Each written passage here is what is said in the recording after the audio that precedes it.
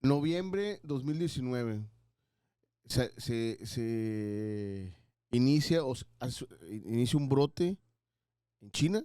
Ujú. Yo recuerdo que yo hice TED en febrero de 2020 y que nos ha ido, era nuestro primer TED aquí en Coaxacualcos y nos ha ido muy bien. 4 semanas después del día 6 de febrero, 3 semanas después, todavía no terminaba febrero, pum, cuarentena. Y cuarentena y todo el mundo traían este rollo del que todo el mundo se volvió loco por comprar papel de baño. No sé si recuerdas. Ujú. Pero no sabíamos el tema o el problema que se nos venía encima, ¿no? El problema me refiero a ese tema, esa cuarentena que se volvió casi 2 años, estar encerrado y empezar a ver morir a nuestros familiares, empezar a lidiar con un virus que no sabíamos ni cómo tratar. Platícanos esa historia porque tú tienes una gran historia de eso. Bueno, no historia, una vivencia, más bien, una vivencia de cómo tú viviste todo ese proceso, porque sé que salvaste muchas vidas, pero platícanos del tema del COVID, porque creo que también Coaxacualcos hizo algo importante eh, con este tema del COVID. Bueno, COVID para mí fue, que para todos fue un parteaguas, es algo que va a quedar en la historia como una pandemia que cambió la vida de muchas gentes. Ya vimos que el miedo fue una de las circunstancias y con ello a hoy, 3 años después, estamos viendo ansiedad, depresiones, suicidios y obviamente todas las cuestiones físicas que se quedó o dejó el COVID como secuela. A hoy, después de...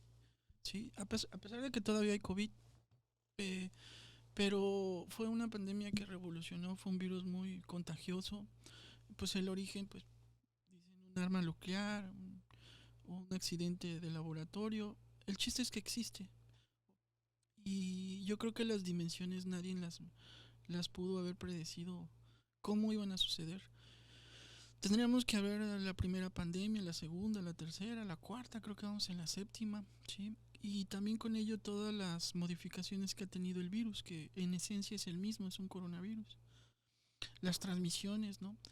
Y algo de lo que puedo decirte es que las cuestiones básicas de prevención y lo que realmente impacta para disminuir el contagio no se crearon con COVID, siempre han estado.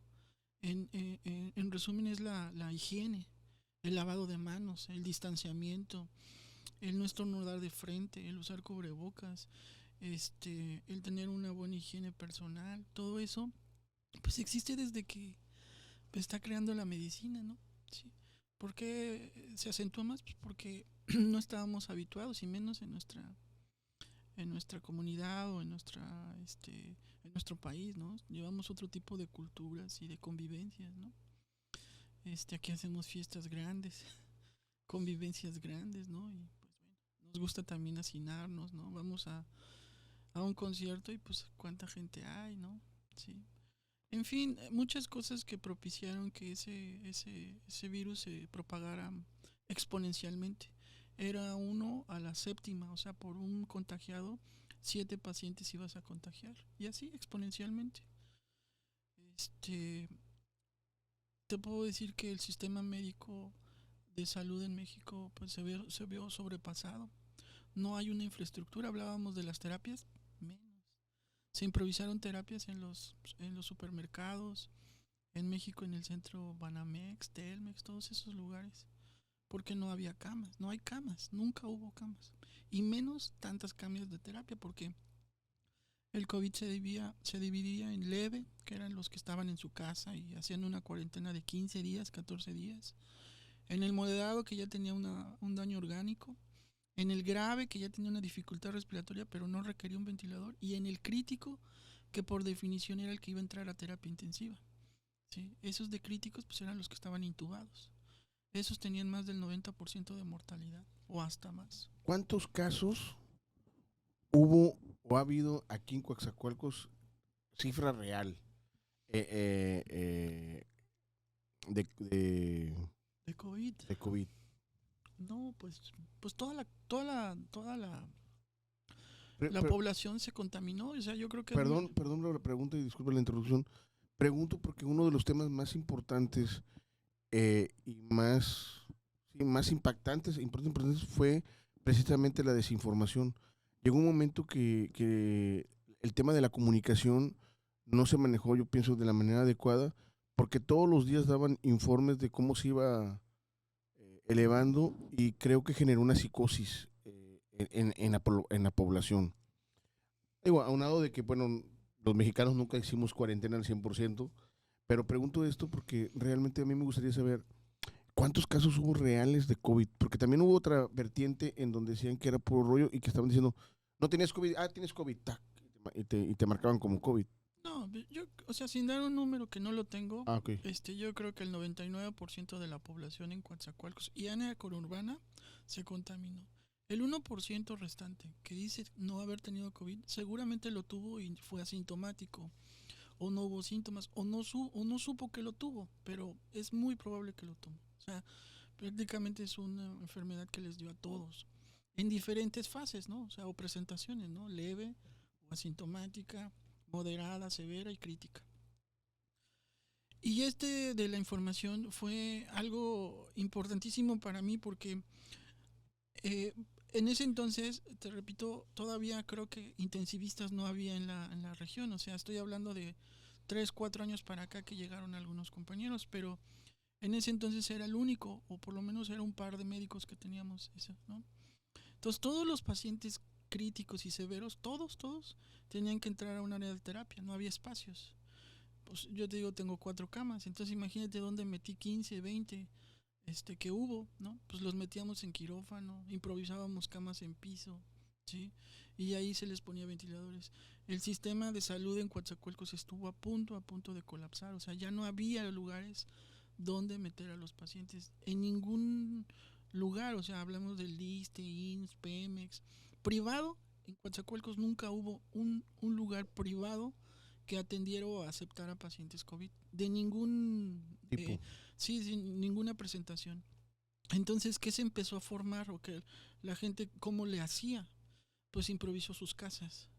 En sus casas tenían tanques de oxígeno, algunos llegaban a tener enfermeras o sus propios familiares, que posteriormente esos se enfermaban y ellos eran los que morían. O sea, los pacientes tenían COVID y quien los cuidaba eran los que morían y los otros salían adelante. Entonces, con la información, a mí me molestaba mucho, y esa es la palabra, me molestaba que empezaran a sacar recomendaciones o remedios yo, y que yo la tomé algunos remedios y por ahí. que la hoja y que el laurel y que la planta de no sé qué y que La allá sí el óxido de no sé qué, y eso generó mucha más mortalidad.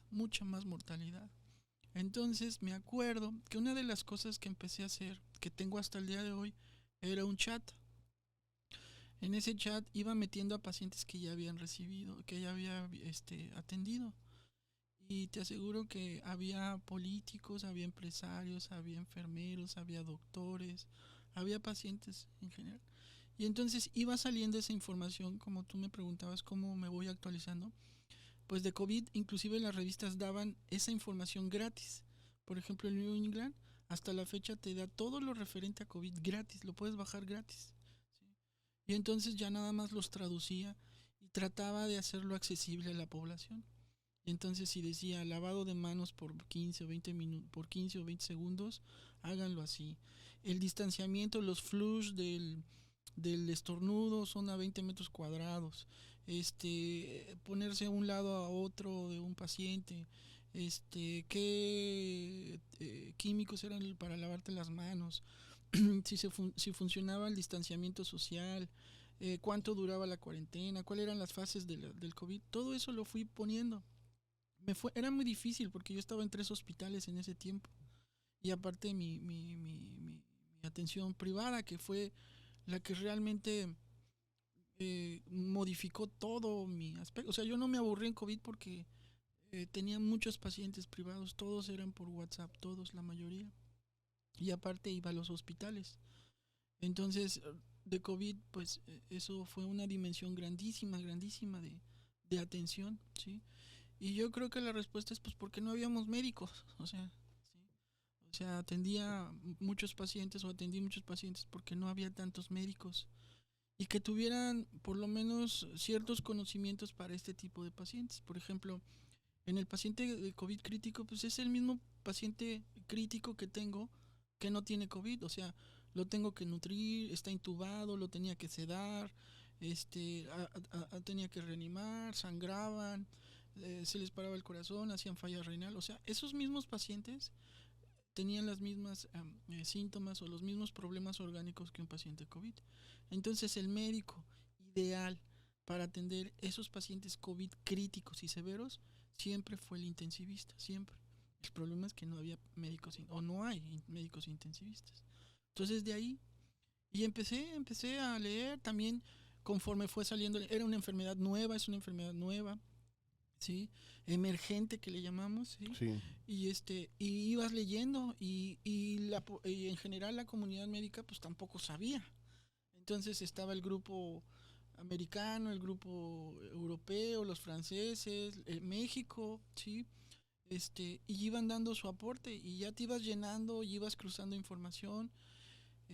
Definitivamente en México hay muy buena medicina, entonces también eso te iba dando como conocimiento que lo ibas traduciendo a tus pacientes privados o a otras instituciones. En las instituciones eran como que tratamientos ya están estandarizados, no te podías mover mucho, ¿no? Pero en las cuestiones privadas sí. Y llegó desde una polifarmacia que eran 10, 15 medicamentos absurdos, hoy sabemos que ninguno tenía un beneficio o un impacto real, hasta dejarlo solo con paracetamol, por ejemplo, y aislamiento. Entonces, pues así fui informando y hice un chat que hoy lo tengo en día en eso, porque a mí me molestaba que subieran cosas y me preguntaban, ¿y esto, doctor? No, pues ni les contestaba porque eso era como darles pie o entrar a una discusión donde, pues a final de cuentas, el que tenía la decisión de usar O no, o era no el era el paciente. paciente.